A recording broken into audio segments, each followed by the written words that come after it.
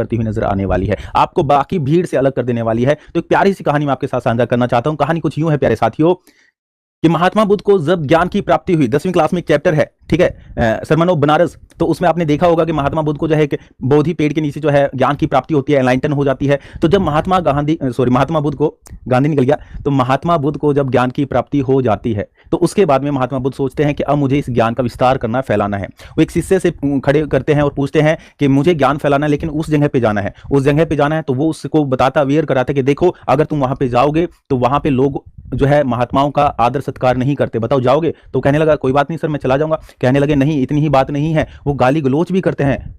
कहने लगा कोई बात नहीं सर, वो मेरे बड़े हैं, मैं उनकी गालियां सुन लूंगा। फिर कहने लगे इतना ही नहीं है, वो लोग तुम्हें मार भी सकते हैं। तो उस शिष्य ने कहा कि गुरुजी मैं समझूंगा कि उनके कारण जो है मुझे इस जीवन से मुक्ति मिल गई। महात्मा बुद्ध ने कहा कि अब तुम जा सकते हो, अगर संकल्प इतना जो है मजबूत है तो फिर तुम्हें कोई रोक ही नहीं सकता। उसके बाद में प्यारे साथी वो उस स्थान पर पहुंचा और उसने वापस बुद्ध को जो है मैसेज किया।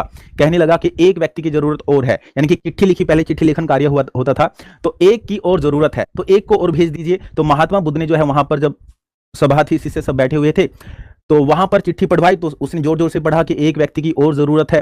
तो महात्मा बुद्ध ने 100 को खड़ा कर दिया कि 100 खड़े हो जाओ। अब लोग आपस में, जो शिष्य थे, आपस में बातचीत करने लगे। कहने लगे सर जब एक की जरूरत है तो फिर 100 को क्यों भेजा जा रहा है, ये तो गलत है ना, उनका राशन पानी भी होगा और वो 100 लोग वहां पे जाएंगे, उससे बेहतर यहीं पे काम कर ले। तो ये तो एक छोटी बात हो गई, यानी कि गलत बात हो गई, जब एक को बुलाए तो एक को भेजो। लेकिन महात्मा बुद्ध ने कहा कि 100 खड़े हो जाओ, और फिर वो 100 को रवाना कर दिया। और पहला गांव आया तो वहां पे बुद्धों का बड़ा जो है सम्मान हुआ, आदर सत्कार हुआ, फूल मालाओं से उनका स्वागत किया गया।